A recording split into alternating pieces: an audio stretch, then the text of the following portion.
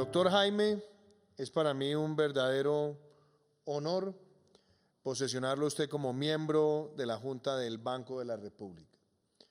Llega usted a la Junta del Banco Central con una trayectoria en aspectos macroeconómicos y monetarios que es a todas luces un reconocimiento de vida.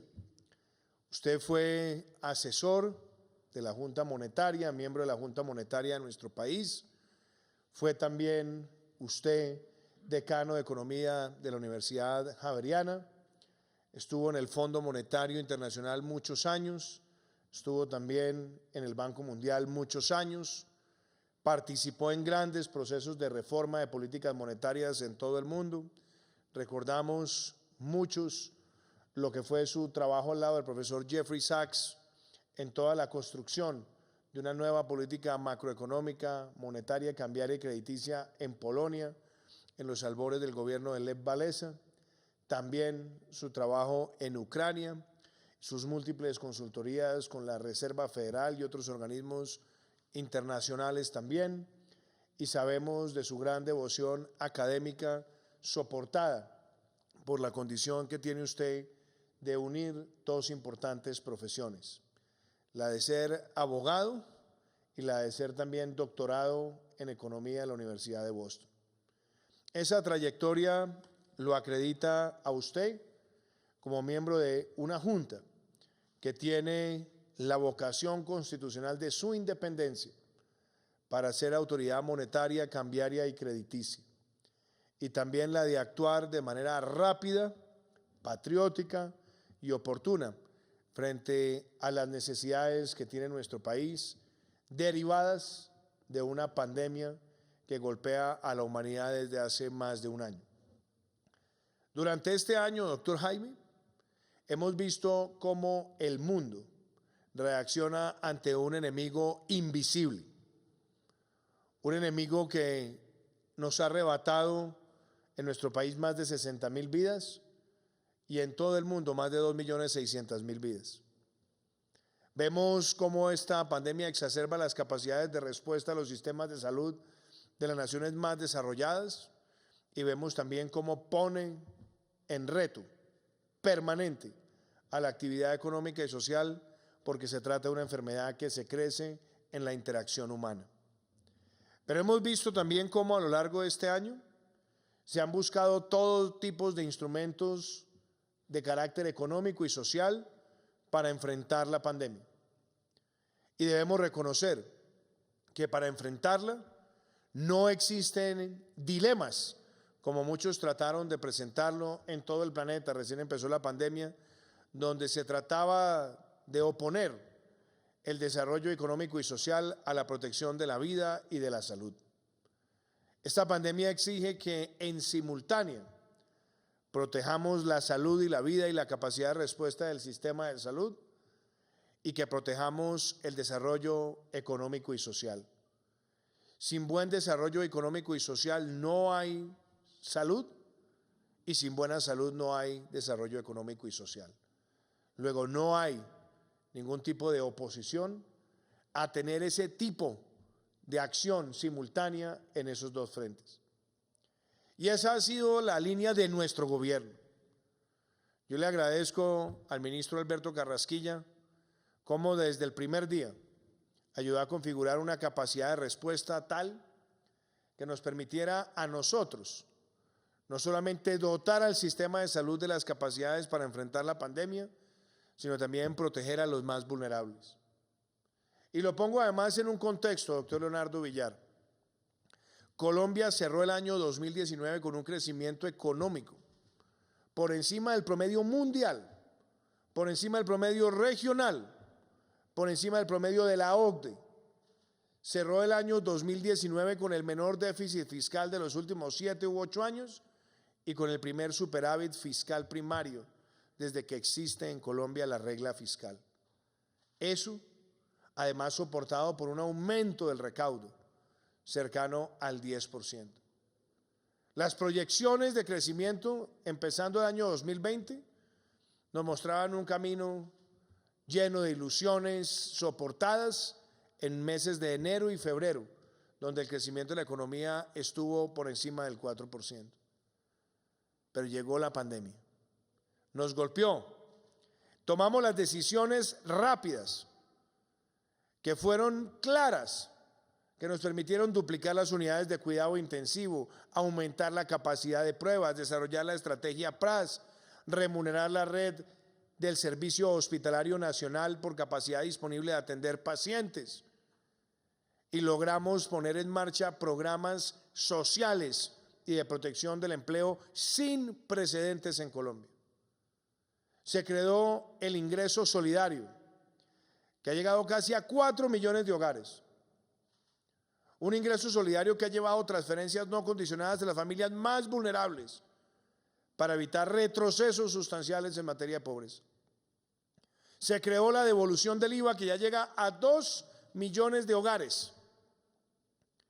Se creó el programa de apoyo al empleo formal PAEF, un programa que ha llegado a más de 3.4 millones de trabajadores, donde el Estado ha subsidiado 40 o 50% de su salario mínimo legal, porque están empleados por empleadores cuyos ingresos se afectaron 20% o más con ocasión de la pandemia.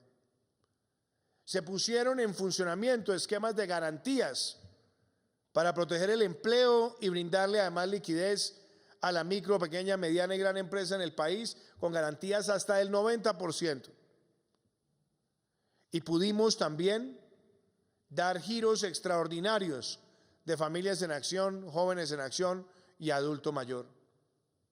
Un esfuerzo de tal magnitud que es similar o inclusive mayor al de muchos otros países, trae consigo aumentos del déficit y aumentos del endeudamiento, con una finalidad patriótica y acompañada también por las decisiones del Comité de la Regla Fiscal, que teniendo la posibilidad legal de la cláusula de escape, levantó la regla para enfrentar una situación de semejante envergadura para el mundo. Y tuvimos también la posibilidad de contar con un respaldo del Banco Central, que estuvo a la altura de proveer liquidez de manera significativa cuando más se requirió, en momentos donde los choques de la pandemia inclusive llevaron a niveles bajos históricos los precios de los hidrocarburos en el mundo.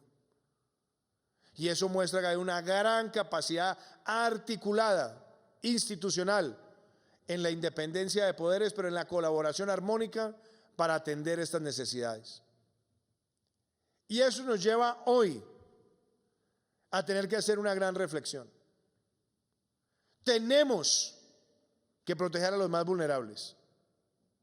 Es un deber moral, es un deber ético, porque ellos, los más vulnerables, en aras de la salud colectiva, estuvieron dispuestos a dejar a un lado sus principales fuentes de ingreso durante meses. Y por eso el principio de solidaridad y de fraternidad es tan importante. Porque hoy el mundo exige, no solamente a Colombia, a todos los países que hemos tenido que enfrentar estas vicisitudes, exige que tengamos dos comportamientos: la estabilización y la protección de las finanzas públicas, pero en aras, y eso es muy importante, de proteger a los más vulnerables y a los más afectados por esta pandemia. Esta es una necesidad imperiosa. Y todos los países del mundo que han actuado, como lo hicimos nosotros, expandiendo estos gastos de atender a los más vulnerables, tendrán que buscar también los mecanismos de estabilización de esas finanzas públicas tarde que temprano. Y de ahí la importancia de hacerlo más temprano que tarde. Nosotros tenemos hoy la urgente necesidad de mantener, de extender programas como Ingreso Solidario, que protegen a millones de colombianos y que deberíamos llevarlos a más familias, mejorando además su ingreso, Aumentar también la devolución del IVA, que es una herramienta compensatoria de inequidades en un tipo de tributo. De mantener el PAEF durante un periodo mayor, de tal manera que podamos acelerar la reactivación protegiendo el empleo. Que podamos también garantizar una protección adicional a los jóvenes que gracias al Fondo de Solidaridad Educativa y a través de programas como Generación E han podido tener la gratuidad en la educación superior pública en momentos donde la pandemia podía haber detonado la mayor deserción en la educación superior de nuestro país. Y es urgente y necesario que busquemos mecanismos para incentivar el empleo de los jóvenes, donde más se ha sentido el efecto del desempleo causado por la pandemia. Esas decisiones son urgentes, como es igualmente urgente la estabilización de las finanzas de nuestra nación para cumplir con esos propósitos y para seguir manteniendo la confianza de la inversión, la credibilidad histórica de nuestro país, que ha tomado siempre medidas macroeconómicas responsables y en muchas circunstancias han tenido que invitar a un gran esfuerzo colectivo, pero que eso nos ha dado un sello distintivo ante los ojos del mundo. El secretario general de las Naciones Unidas alertaba la semana pasada en una intervención que hacia el año 2022 y 2023 se puede generar una crisis de la deuda en muchos países emergentes del mundo por no tomar decisiones a tiempo en materia de estabilización de sus finanzas, y al mismo tiempo hacía una invitación a que se hiciera un programa sostenible a nivel mundial para proteger a los más vulnerables. Este deber es un deber global, pero es un deber nuestro hacerlo y hacerlo bien ahora mismo. Por eso, nuestra convicción es que podamos tener todos los diálogos necesarios rápidamente con los actores de la actividad congresional y parlamentaria y tener un debate sano y constructivo con esos dos propósitos: proteger a quienes más han sido afectados por la pandemia y garantizar la estabilidad de las finanzas públicas. Colombia tiene una proyección de crecimiento este año, según el Fondo Monetario Internacional, cercana o superior al 5%. Y eso se puede lograr en la medida que avancemos con la vacunación masiva, con la reactivación segura y que garanticemos esta transformación social sostenible y solidaria para que no tengamos retrocesos en materia de pobreza, porque de nada sirve crecer ahondando desigualdad. El propósito de crecer con sostenibilidad social y solidaria es fundamental.